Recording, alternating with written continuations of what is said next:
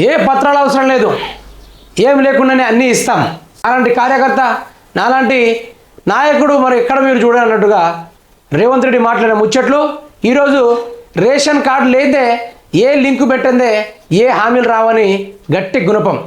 మన చెప్పిన విషయాన్ని చూద్దాం ఒకసారి. రేషన్ కార్డు ఉంటేనే గృహజ్యోతి పెట్టిండా, సరైన దించినట్టే. ఇక రేషన్ కార్డు ఉంటేనే 200 ఉచిత కరెంటు, రేషన్ కార్డు ఉంటేనే గృహలక్ష్మి, ఇక అన్ని రేషన్ కార్డుతో లింక్ చేస్తాడు. రేషన్ కార్డు ఉంటేనే గృహజ్యోతి. గ్రేటర్లో నేటి నుంచే పథకానికి రిజిస్ట్రేషన్, మీటర్ రీడింగ్తో పాటు లబ్ధిదారుల గుర్తింపు, ration card, Aadhaar, phone number సేకరణ. పథకం అమలుపై స్పష్టత ఇవ్వని ప్రభుత్వము, ఎవరికి ఉచితమో తెలియక గందరగోళం. ఇక పథకాలపైన ఎటువంటి ప్రజలకు అవగాహన కల్పించడం లేదు. ప్రజలైతే ఎర్రోళ్ళని చేసి ఈరోజు రేషన్ కార్డు ఉంటేనే అన్నీ ఇస్తామని ప్రతిపక్షంలో ఉన్నప్పుడు ఎలక్షన్ టైంలో ఆయన అయితే గొంతు దించుకొని 6 గ్యారంటీలకు ఏమీ అవసరం లేమో మేము ఇచ్చేస్తామని చెప్పిన రేవంత్ రెడ్డి ఈరోజు రేషన్ కార్డుతో లింక్ పెడుతున్నాడు. రేషన్ కార్డు తెలంగాణలో 10 లక్షలే ఉన్నప్పటికీ మిగతా వాళ్ళ కథ ఏంది? రేవంత్ రెడ్డి ఆశ పుట్టించి ఉసిగొల్పించి అధికారంలోకి వచ్చి ఇప్పుడు అర్హులున్న వారికే ఇస్తాను అంటే ప్రజలు మాత్రం మీకు దండయాత్ర చేస్తారు. మామూలు దండయాత్ర కాదు. ప్రజలు చేసే వ్యతిరేకతను తట్టుకోవడానికి రెడీగా ఉండు రేవంత్ రెడ్డి. రాష్ట్రంలో గృహజ్యోతి పథకం అమలు కోసం ప్రభుత్వం చర్యలు చేపట్టింది. యూనిట్ల మేరకు విద్యుత్ ఉచితంగా అందజేయేందుకు మంగళవారం నుంచి క్షేత్ర స్థాయిలో లబ్ధిదారులను గుర్తించి విద్యుత్ శాఖ చేపట్టనున్నది. ప్రతి నెల మొదటి వారం 10 రోజుల పాటు మీటర్ రీడింగ్ తీసి లబ్ధిదారులను గుర్తించాలని నిర్ణయించారు.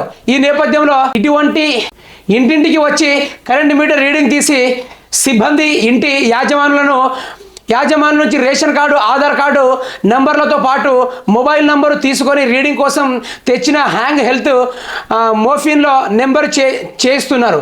మంగళవారం ఉదయం 9 గంటల కల్లా దానిని సాఫ్ట్వేర్లో మార్పులు చేసి క్షేత్రస్థాయిలో రీడింగ్ కోసము వెళ్తానున్నారు.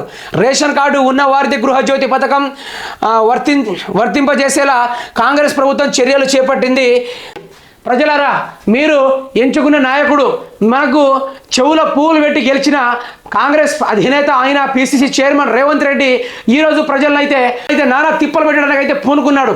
రేషన్ కార్డు ఉన్నవారికే గృహజ్యోతి, రేషన్ కార్డు ఉన్నవారికే 200 యూనిట్ల ఉచిత కరెంటు, రేషన్ కార్డులు ఉన్నవారికే 6 గ్యారెంటీల పథకాలు అమలు చేస్తున్నట.